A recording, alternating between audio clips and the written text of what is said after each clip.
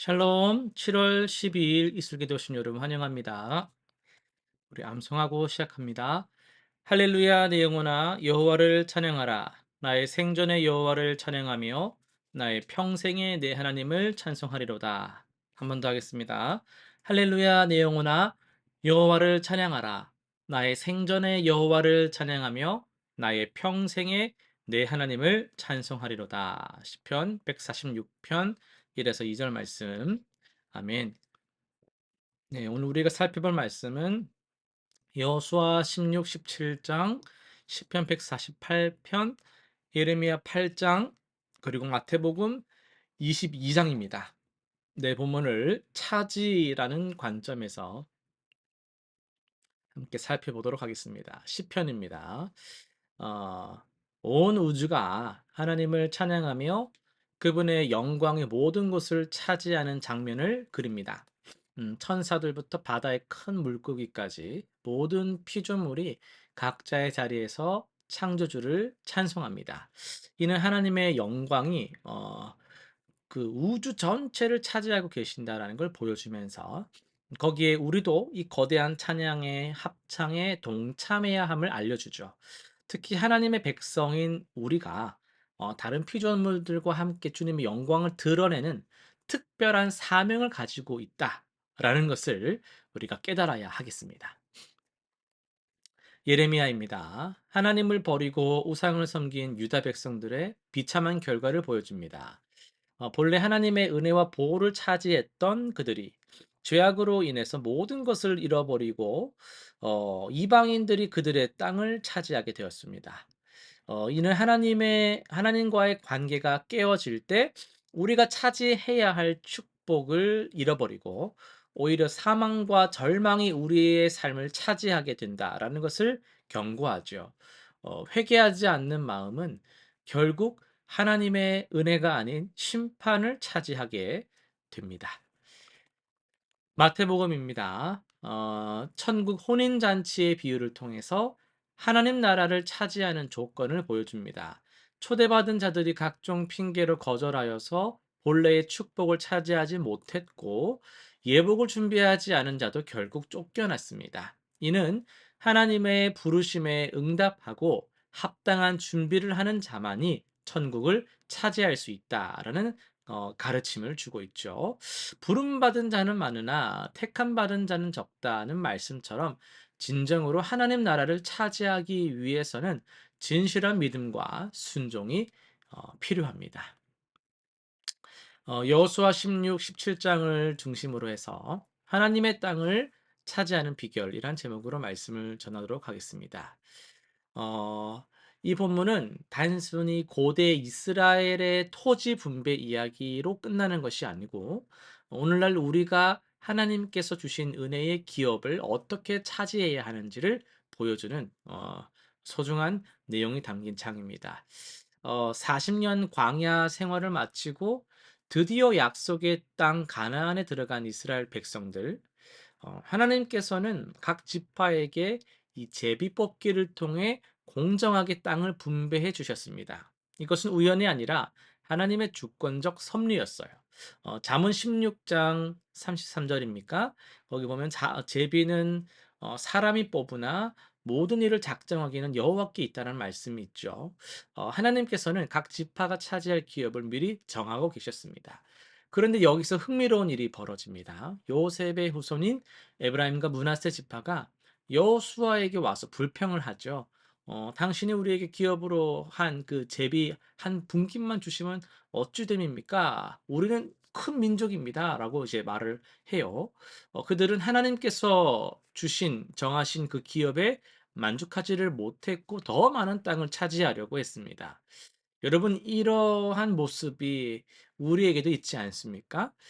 하나님께서 우리에게 주신 은혜와 그런 복들을 당연하게 여기고, 있는 것들은 당연하게 여기고, 없는 것에서 막 그런 불평과 투정들이 나오지 않느냐라는 거예요. 좋은 직장을 주셨는데도 더 좋은 것을, 건강한 가정을 주시면 더 부유한 가정을, 어, 그런 착한 자녀를 두시면 더 뛰어난 자녀를, 뭐 이런 것처럼 말이죠. 그것이 근데 인간의 본성이거든요. 여호수아의 대답을 보면요. 참으로 지혜로워요. 이렇게 말합니다. "네가 큰 민족이면 브리스족과 르바임족의 땅 삼림에 올라가서 스스로 개척하라." 이렇게 말을 합니다. 그러니까 더 원한다면 스스로 개척하라는 거예요. 이건 냉정한 대답이 아니고 하나님의 기업을 차지하는 중요한 원리를 가르쳐 주는 겁니다. 이게 오늘날 우리에게는 어떤 교훈을 줍니까? 우리는 종종 하나님께 더 많은 복을 달라고 기도를 하죠. 그런데 정작 하나님께서 이미 주신 은혜들을 제대로 개발하고 활용하지 못하고 있지는 않느냐라는 겁니다. 어 한 성도님이 이런 고민을 털어놓습니다. "목사님, 저는 왜 다른 사람들처럼 특별한 그런 은사가 없습니까? 좀 찬양도 그렇게 잘 못하는 것 같고 뭐 말씀도 잘 전하지 못하고 봉사할 만한 특별한 능력도 없는 것 같아요." 그럼 제가 이렇게 물을 수가 있겠죠.